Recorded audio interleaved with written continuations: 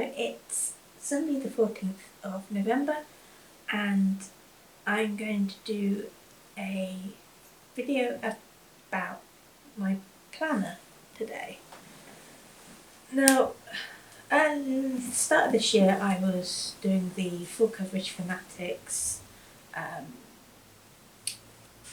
challenges, but I fell off doing those very early on, and in part it was because I wasn't very organised at keeping the notes, because I'd changed how I was tracking my stitching. But the diary that I'd had in the previous year had like a blank page where I could keep notes of where I was on the various challenges and how many stitches I needed to do. So I was much better organised that last year than I was at the beginning of this year. And because I wasn't organised enough, I didn't keep up with the challenges. And it's a bit noisy because someone's doing some work outside. But anyway. So about halfway through the year, I thought that I wanted to, I decided that I didn't want to repeat the same mistake next year. I really do like challenges, keeping up with them. So I've been using happy planners for keeping track of my projects, what I'm working on, and I even got some like old pages. I had an old undated one. I've kind of turned that into a project journal. And so because the full coverages take so long, I use loads of stickers and I decorate it, and I just keep track of what I've done each month, where I am, how many pages I've finished, and all that good stuff.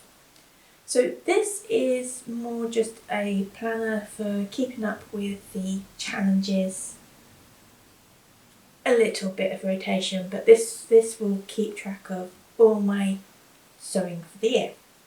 And so this is kind of like the rough draft. So this one is the teacher edition happy planner. Got all these little marks so to keep it in frame. And I've had a bit of a flip around of things this morning, because this is also just going to be the old one. So this will be where I keep track of some notes and how I organise things. But I'll come to that later. And I'll just get into a section where I was using it, I think maybe in June, was it? Mid-June. So what I have in here is, this is everything that I've done in June, small starts, any finishes, total stitch counts for my full coverage pieces, or basically anything that is on Pattern Keeper that tells me how many stitches I've done. I don't count stitches otherwise, too lazy. And any page finishes I've had, what pages I finished, when I finished them. And I've put stickers on everything because it makes it look pretty. And no, it wasn't June, it was July. This is July's one. So this is the teacher planner, and these are extra pages, although the teacher's one does come with these checklists, but I had already bought some of these this year. And this is basically, I think, for a teacher planner, I think it's a class register. But I've repurposed it, and so all the days of the month, and again for Pattern Keeper, how many stitches I've done that day. So messy, it doesn't have to be tidy, this one gets updated all the time. And actually I have an electronic version of this that I update at the end of the month, so I'll keep track of it here, and then at the end of the month I'll put it all in the electronic version, sums up all my stitches, got pivot charts and stuff to share how I've done in the year so far. But this is a nice little paper thing. I don't have to keep turning my laptop on or opening app stuff, so nice piece of paper, scribble it down at the end of the month. So I said, it was in August that I started it. So I had been doing that, And then in August I got this planner, and the way I was keeping track was I was putting the challenge down the side. Now this has days of the week, and because it's a school teacher's one, there's only 5 days. So I switched it around, put all the days across the top because there's 7 sections, and then I was putting the challenge down the side, and each day how many stitches I'd done, where I was, and the total that I needed for the challenge. So I did that for, let's see, I think I might have done that for a couple of months. And I started using stickers to cover things up with because that's just easier. At the end, if I'd reached the goal of the challenge, then I was just keeping a running total of stitches. This kind of fills up depending on how many challenges I was doing. And I was just getting bored of covering these things up all the time. If I was using the same project for a couple of challenges, I was writing everything out twice. So there's history sprints. So for the history sprints, I listed out all the various sprints that I did, highlighted them as I started them, just used abbreviations for what project I was stitching on, and then just ticking them off as I completed them. So that worked okay, that was good. It was a lot of covering up, but I prepare a planner every week, so that's okay. So this was a fairly good layout. It was quite clear. The only thing was writing things out multiple times. So I had an undated planner, this is the dashboard layout, and I use this for my work planner, so I'm quite used to this layout and it works for me. So what I did was I experimented with a different layout, and then if I used the same project for a couple of challenges, I'd have the project, total stitches of the day, and then where I was in the challenge, and that feels like it has worked better for me. I have a list over here of projects that I've worked on, the challenges that are currently underway for that week, and the progress from the previous week. So where I'm up to, so I only need to refer to these 2 pages. So that is kind of how I've stuck doing it. Things have changed slightly, so I can just adapt these bits for what I need for the challenges, if there's a lot of challenges, if I'm all over the place with them. So it's kind of more notey, so that lets me work better. So what I've kind of done is, like, every month I will have the checklist, anything with the different challenges, any extra challenges that they're running in full coverage fanatics, and then as I'm doing it, what I'm getting done through the month, pages finished and such, new starts. This is really for my small starts. So it's all a bit messy now because I've got a couple of planners merged together now. And this has, on the whole, it's been working for me, and I've been filling it in every night. Up here, actually, there's, in the dated planners, this is actually listed out as each day of the week. So just abbreviations for the projects that I'm working on, and then each day I can note how many stitches that I've done. I'm just keeping things in a couple of places just to experiment with how I'm enjoying it, what's working. I don't need to write the total there because I've got it there. So as I get used to it, it will change. Decorate it with stickers each month. So this month, I haven't finished anything on the rotation yet, so very little there. So this month I joined the Ultimate Cross Stitch Challenge group, Ultimate Cross Stitch group,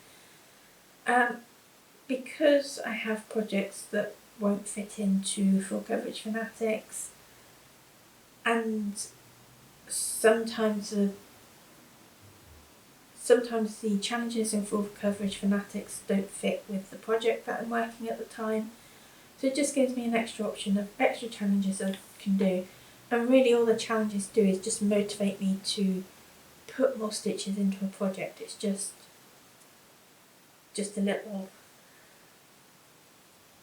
kick to think, no, I need to work more on that one. And so that's what I did this month. So there's a couple of challenges from them pulled in as well. So this month I thought I'd add a tracker in. I've got some of these stickers which are habit trackers. So I've just put on there the smalls, because the small stuff doesn't go into the challenges because it's not on Pattern Keeper, so I don't have stitch counts for it. I'm just keeping track of when I've worked on it. So that's kind of what that is. There is just somewhere to track that. And I've had thoughts of how I'm going to do it going forward. So basically that is what I'm doing. So let's get to here. A bit noisy. So they are like the happy planners, as you can pull things in and out of them as you need, so I can add in extra bits of note paper like I've done. So this is the current week that I'm doing. So when I start the week, I brought over the progress, which is basically the totals from the last time I worked on them, over here, so that when I work on them over here, I've got the numbers to hand, not flipping backwards and forwards. I finished a couple of pages, kept a note of it there. I usually put it in here, but I've forgotten on both days because there's not so much places to write, so keeping it there is probably a good thing going forward. So every day I total, I haven't put it in there actually, how many stitches I've done, how many stitches I've done in the period of the challenge so far, and the goal that I'm hoping to reach for the challenge. And that just gets to be routine, just takes a couple of minutes. Doesn't take long to set these things up. Once you know how you want it organised, it doesn't take long to actually go through with them. So this kind of Franken planner thing just goes up to the end of this year. So I have got a new planner ready for next year, and this is the one that I'm going to be using in 2022. I have started setting it up ready for 2022 as well. So I'm just going to go through how I'm going to use it, because this one's a dated planner, and I've had a few thoughts about how I can use various parts of it.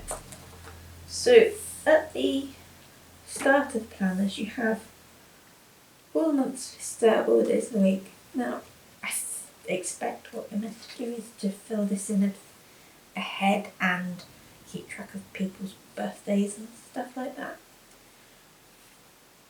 But this is a craft planner, so I am just going to use this section to note down the small projects that I'm working on. So typically the projects that I work on in the morning before I start work, which will be things like those animal stacks from Plum Street Samplers, anything Blackbird Designs, small paper-based stuff. And I'll just note in when I've worked on it. Also when I've finished it and when I've started it. So highlighter pens. Very good. So that will be that section.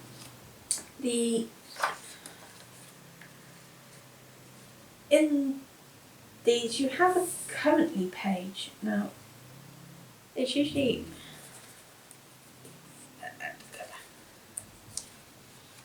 got extra bits stuck in. So it's kind of on the last week of the month. On the back you get this currently page. So on another planner I have that's kind of more journaling based. I've used it not as a currently but as a what I did, so journal section. So I haven't decided completely what I'm going to do here. I'm either going to use it to write in my goals for the month, or just notes. I could use it for notes for my Flosstube videos. So that would mean writing it at the end of the month. So basically what I use it on will determine when I fill it in. So I've got a checklist page in here.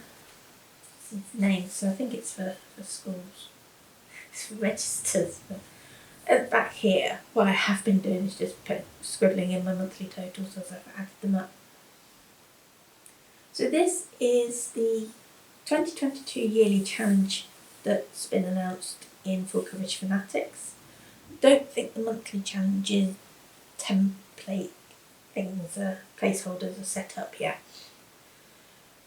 So the main yearly challenge there is Whips of Wonder, I think it's called.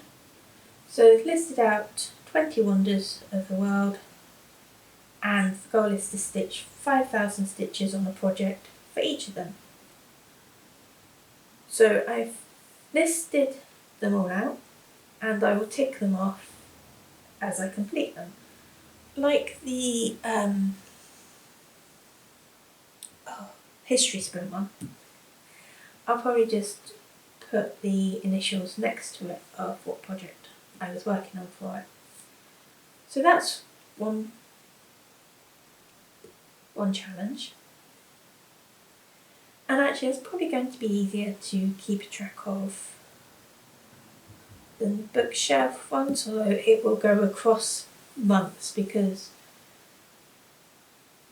I might only have done 4,300 on Aurora Borealis in January, and I just need to finish it off in February, so there will be a lot of carrying over this month with it, which is where the other dashboard page comes in really useful. I'm also going to be doing the 22 and 22. I've done 20 and 20 and 21 and 21, and 22,000 stitches on a single project throughout the year. So note paper as well, just for scribbling any extra stuff. So I've just added those bits in. So in January we have, each month has this monthly calendar section, and this is the area where I'm going to be keeping track of my 22 and 22, which will probably be on Trick or Treat. I think that's the one I'm going to do it for, but I'm going to track total stitches for all the full coverage projects that I'm working on, which means that I might have a couple that I get 22,000 stitches on. We'll see. That'd be a good goal, wouldn't it? How many projects can I stitch 22,000 stitches on? So every month I will just total everything up. Each day just have a running total of where I am on that project. So it's all in the one place, so it's easy to refer to. And then I might include prompts for taking photos to update the challenges in the events. So this is what it looks like clean. This one's dated, which is much better. Much better than me scribbling it here. So again, these are all kind of already pre-listed sections. I just use whiteout on them, slap a sticker over the top of it, and to make it relevant to what I'm going to achieve. So, clean planner. This one is the Miss Maker series from Happy Planner. So it is actually all the dividers are kind of craft themed. Scissors, stalk scissors as well. So that's why I was drawn to this one, and I think I've got it prepared up to May. So every month I kind of put all these extra sheets in near my notes for the month, whatever I'm going to use that for. Still need to work that out. So every month has a checklist for what I've worked on. I put one of these sheets in for any of the monthly challenges that they do in Full Coverage Fanatics. You get things like bingo, so you need to keep track of numbers, and of course any other groups that I'm with that I'm doing challenges for. It's just nice to have a list of all the challenges that are taking place that month. That's what I use that for, and then any additional notes. So that's kind of what I'm going to be doing next year. It's how I'm keeping track of it. I do love paper and stickers and keeping track of things, keeping up to date with where I am. What I'm going to do with this planner afterwards is I've kind of mixed all the things around. So you would have seen that I've got all these sheets for what I've done, and this is something else that I've kind of gone back and caught up on. I usually keep track of all the page finishes that I do in a year, and I'll just jot them down in the back of whatever diary that I'm using. Because I didn't have a dedicated space for it this year, I didn't do it. And then it got to the point of trying to work out how many pages I've done so far this year, because it's just something that I find interesting and want to keep a note of. And I just didn't have it listed anywhere, and I missed it. So I've gone back and kind of come up with this idea so that I can see, going back, when I look back in a few years' time, I can see in January 2021, I started those ones. I finished that project. This will just always be well, I was going to say the smallest, but I have put a couple of full coverage pieces in this. So yeah, just track what I started, what I finished, what pages I finished. And then, because I had the space, I just put in any extras that I'd done. So what I did was I just went back and filled that in for the year. I didn't have any page finishes in February. I think I was going across somewhere. I wasn't keeping track. Just be. Finished Just Be. You can see that my entire month was devoted to finishing pages on Just Be. And that's what this is good for. I can't really remember now that in March I was ploughing through trying to get that finished. But I've got this bit of paper that reminds me. So it wasn't until June that I started with these trackers. So I'm going to keep these bits all together each month. And I don't really need to keep track of these pages, so these pages will come out, but I'll just leave these bits and the challenges just because they're nice to keep together to look back on. If anything happens with my saved spreadsheet, I still have the information that I can refer to. It's kind of like a backup, but it's stickers and paper and fun. So yeah, I'll get rid of these bits and pieces. I don't need to refer to them in future years. But then with the other planner, if I'm filling in, creating these pages as well for that one, then at the end of the year they can all move into this and everything will be in its month. So you probably have to love paper and stickers and pens a lot to really get this and really want to get into this. But since I've been doing this, I've been able to keep up with the challenges. I felt better about doing the challenges. So it's definitely something that I'm going to carry forward. As I said before, I was using I had a regular kind of A5 diary thing. That was a similar layout. You had the week on one page and then you had all this area for notes on the other, and I was just keeping a running total, adding them up. This is kind of like an extension of it, just adding in a few more pieces of information and bits and pieces. So that's how I organise. In my work planner I had planned out my rotation, and that's what I had. Let's go back to this. No, I've got one in here. So I had used this one before to plan out my rotation, and I planned out my rotation for the whole year, which is great. But as soon as you finish something, like I finished just B, but I had it in the rotation for May and July, it gets messy when you have to like cross things out, write things back in, and in the end I just ended up not looking at it because it was just so messy and untidy, and kind of like after a while, as you get things finished, as you get things further through, or you start something new and you want to work on this, that and the other, it wasn't a very good way for me to keep track of what I was going to work on.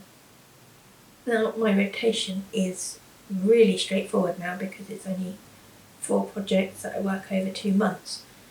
So I don't need to plan it out because I've got it in my head of where I am. But I also, actually let's go back to this one. In the last page on here is you have a blank page, note page. So on here I could write out a list of whips that I have. I could also add on any projects that I really want to start. So when I finish Unicorn, I'm going to have a new full coverage start. I can list out the projects that I really want to work on that come up that I haven't started, and then when I do have a space in the rotation, I have that list to go through just to see which one of these do I really want to start, and use that as a plan for the rotation, for what's new that I want to start, all that good stuff. So that's it. I hope this has been of some help to you. There are lots of planners out there, and again, some of these things that's like stitching, you have to find something that works for you. This teacher layout thing, it worked after a fashion, but I did have to do too much chopping around. And also I was thinking ahead and thinking, well, once I finished the 5,000 stitches, I've got to start again. How am I going to keep track of that on this layout if I've already said that this is for whatever wonder that I'm working on? What if I start a new wonder halfway through? How am I going to be able to keep track of it easily, what I'm working on? So that's kind of why I decided that I wanted to go into the dashboard layout, because it kind of worked in a similar way to the diary that I had that worked for me before. So, again, I'll try and wrap up now. I hope that this has been helpful to you. there are lots of planners. It's just about finding what way of making notes works for you. It can just be a notebook. You can just have a notebook and you write a list of, you could write the days of the week out, like that checklist, and keep your total number of stitches. It can take a little while. Again, it's like stitching from the perfect way that works for you. Try lots of things. Grab a notebook, plan out lots of ideas of what do you want to keep a track of. I mean, if you're not doing a lot of challenges, you might just want basically a list of what you've worked on that day. If you keep a track of how many stitches you've done, then a layout that is just like this checklist could be all you need. Just a notebook and the project that you're working on for that month across the top, and the days going down, just a tick to say if you've worked on it that day, or you just do a number of stitches. But I think a lot of people do the challenges now, and as you get through it, you find a way that works for you. It's how your head works, how you want to keep track of it. But yeah, hopefully this has been of some help. If you have any questions, just leave a comment down below, and yeah, I'll try and get back to you, or maybe even do a follow-up as we go through next year to show how I'm getting on with it. So that's it for me for now, and I'll see you later on in the month. Bye for now.